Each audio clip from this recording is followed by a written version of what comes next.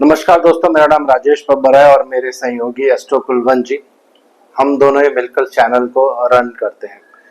तो अगर आप हमारे चैनल पर नए हैं तो वीडियो को लाइक जरूर करें, सब्सक्राइब जरूर करें चैनल को और शेयर भी करें अपने फ्रेंड्स, अपने रिलेटिव्स के साथ। जो वीडियोस मैं आपके सामने प्रस्तुत कर रहा हूँ ये बिल्कुल प्रैक्टिकल इंफॉर्मेशन है। बहुत सालों के एक्सपीरियंस के बाद मैंने अपने गुरुजी से सीखा है, वही आप सबके साथ में शेयर करता हूँ। तो आज इस वीडियो में मैं आपको बताने वाला हूँ लग्नेश किस भाव में रहते हैं तो उसका क्या महत्व होता है, साथ में काल पुरुष की कुंडली और आपके लगन में जो राशि होती है इसका क्या महत्व होता है। हो सकता है वीडियो को दो पार्ट्स में मैं कवर करूंगा। तो वीडियो आरंभ करने से पहले भगवान गणेश जी, भगवान शनिदेव से आराधना करूंगा सबके घर में सुख और शांति बनाए रखें। तो आइए वीडियो आरंभ करते हैं। तो पहली चीज, ये कुंडली जो आप देख रहे हैं ये काल पुरुष की कुंडली होती है। काल पुरुष की कुंडली पर ही ज्योतिष पूरी आधारित होती है और ये हमेशा फिक्स रहती है। यहाँ पे मेष राशि रहेगी, यहाँ पे वृषभ, यहाँ पे मिथुन, कर्क, सिंह, कन्या, इस तरह से आगे चलती है। ये हमेशा फिक्स रहती है। इसके भाव भी वही होते हैं। ये पहला भाव पहली राशि, दूसरा भाव दूसरी राशि। ये एक सिंपल विधि है, तो अच्छे से पता होगा। अब बात करते हैं अपनी लगन कुंडली के बारे में। अब हर कुंडली में आपको एक लगन मिलता है। जिस समय आपका जन्म होता है तो ईस्ट में एक राशि उदय होती है, वो राशि आपके लगन में आ जाती है। तो उदाहरण मैं आपको देता हूँ, एक दो उदाहरण दूंगा ताकि आपको टेक्निक समझ आ जाए कि फिर उसको आप अपने आप यूज कर सकते हैं। मान लीजिए एक सिंपल उदाहरण लेते हैं, जैसे किसी का लगन, इसको कहते हैं लगन, और इसके जो स्वामी बनेंगे वो बुधदेव बनेंगे, वो बनते हैं लग्नेश। दोनों में फर्क है। तो जो राशि आपके लगन में आती है इसको आपको क्या करना है, काल पुरुष की कुंडली से इसको मैच करना है। कैसे मैच करेंगे, विधि में आपको बताता हूं। 3 नंबर राशि काल पुरुष की कुंडली में तीसरे भाव में आ रही है। तो तीसरा भाव जिस भी चीज को रिप्रेजेंट करेगा वही चीज बाय बर्थ आपके अंदर आ जाएगी, क्योंकि 3 नंबर राशि आपके लगन में आ रही है। ये तीसरा भाव है। तीसरा भाव होता है हाथ का स्किल। तो ऐसे पर्सन्स ज्यादातर आप देखेंगे जिनकी मिथुन राशि होती है, बड़े ही स्किलफुल पर्सन होते हैं। अलग ग्रहों का इन पे प्रभाव होगा तो फिर उसके हिसाब से चेंजिंग होगा, लेकिन ये जो चीज है आपको बाय बर्थ भगवान के द्वारा मिली है दोस्तों। ये लिखने का भाव होता है, लेखन कार्यों का भाव होता है, राइटिंग, एडिटिंग, पेपर वर्क करना, न्यूज़पेपर्स में काम करना, मीडिया कम्युनिकेशन, जर्नलिज्म, इन सब चीजों को ये इंडिकेट करता है। तो ये सारी चीजें ऑटोमेटिकली बाय बर्थ आपके अंदर आएंगी।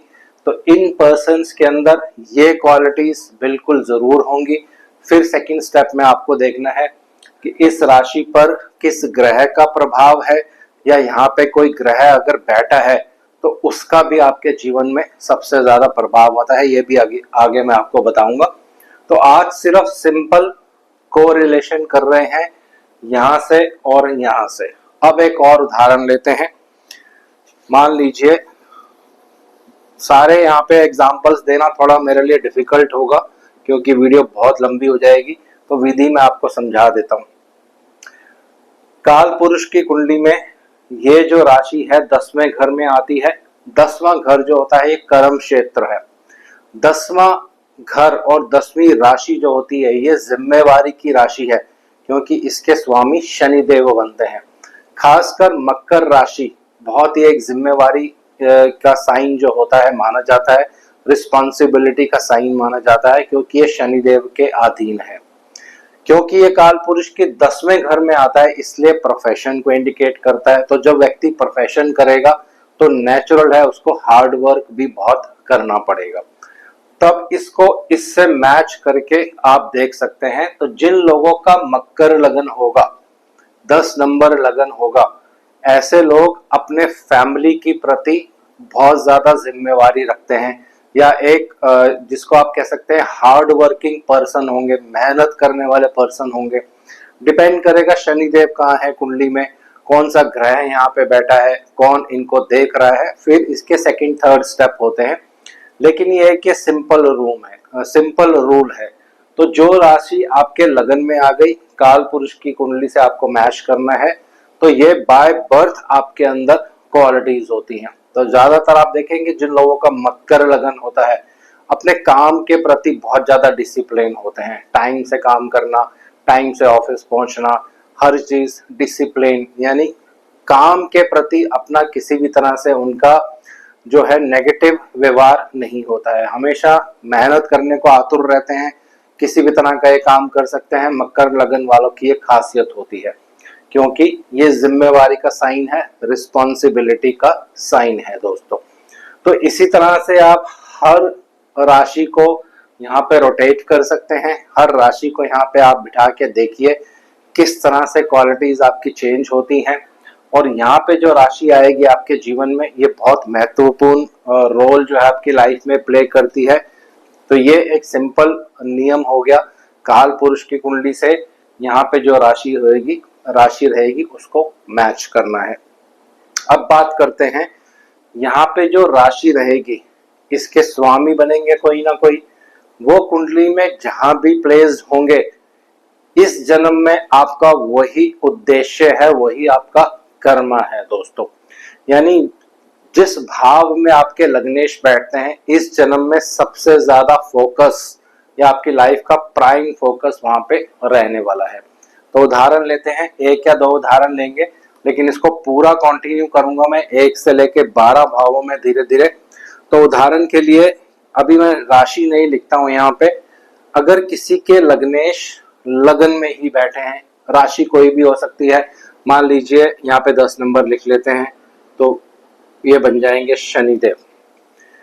तो लग्नेश अगर लगन में ही होंगे, तो इसका मतलब पहली चीज आप यहाँ पे क्या कह सकते हैं कि इस व्यक्ति को पूर्व जन्म में कोई बहुत अच्छे इन्होंने कर्म किए हैं, इनका प्रारब्ध इस चीज को इंडिकेट करता है कि पिछला जन्म आपने बहुत किसी का हेल्प किया है, इसीलिए इस जन्म में लग्नेश आपके लगन में है दोस्तों।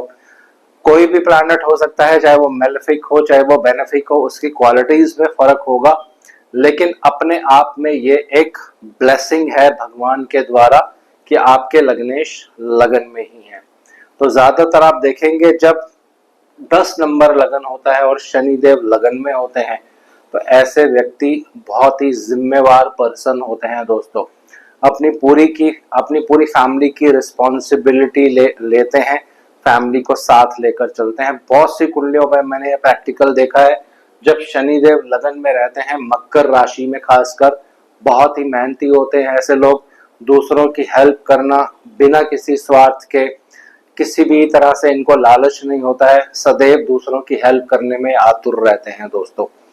तो लग्नेश लगन में एक बहुत ही अच्छी प्लेसमेंट है, नेम एंड फेम आपको देता है, सोसाइटी में आपको फेमस बनाता है, लेकिन ये डिपेंड करता है कि कौन सा राशि का उसमें नंबर है, उसके अकॉर्डिंग प्लैनेट में चेंजिंग होती जाती है, यानी स्वभाव में भी चेंजिंग होती जाती है। जैसे मैंने यहाँ पे शनिदेव लिखे, तो शनिदेव जैसे मैंने पहले आपको बताया, ये एक जिम्मेवार प्लैनेट है, रिस्पॉन्सिबिलिटी को इंडिकेट करते हैं। तो एक उदाहरण तो ये हो गया, ज्यादा डिटेल्स में मैं नहीं बता रहा हूं। मान लीजिए अगर किसी का धनु लगन है और बृहस्पति लगन में है, तो बृहस्पति एक शुभ ग्रह है। तो जब शुभ ग्रह लग्नेश बन जाते हैं और लगन में ही बैठ जाते हैं, तो ऐसे व्यक्ति अपनी पूरी फैमिली को साथ लेके चलते हैं, फैमिली को सपोर्ट करते हैं, और मिलजुल कर रहना, पूरी फैमिली को एक साथ आगे बढ़ना या उनकी मदद करना, ये इनकी टेंडेंसी बन जाती है दोस्तों। क्योंकि बृहस्पति एक शुभ ग्रह है, सौम्य ग्रह है, तो दूसरों के साथ मिलजुल कर रहना, दूसरों की हेल्प करना, ये एक ब्लेसिंग है भगवान के द्वारा जब लग्नेश लगन में रहते हैं। तो ये पहला नियम हो गया। हालांकि इसकी बहुत सारी प्रेडिक्शंस होती हैं। अगर मान लीजिए लगन में मेष राशि है और सूर्य वहां पे बैठे हैं, तो फिर पर्सन थोड़ा घमंडी भी हो जाता है, उसमें बहुत ज्यादा जोश होता है, एनर्जी बहुत होती है।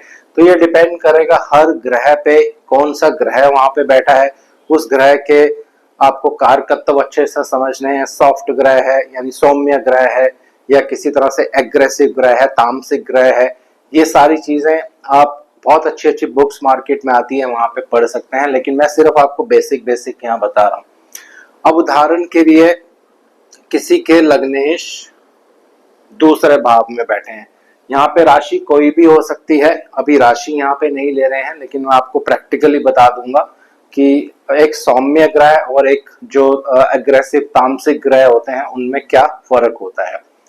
अब किसी के लग्नेश दूसरे भाव में बैठेंगे तो दूसरे भाव की सारी क्वालिटीज इस पर्सन के अंदर होंगी। तो पहली चीज, दूसरा भाव क्या होता है? दूसरा भाव बोलने का है, वाक शक्ति जिसको आप कहते हैं।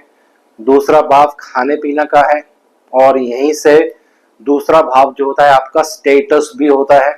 दूसरा भाव जो होता है ये फैमिली का भाव है, यानी आपके कुटुंब, जो पूरा कुटुंब होता है उसका भाव है दोस्तों।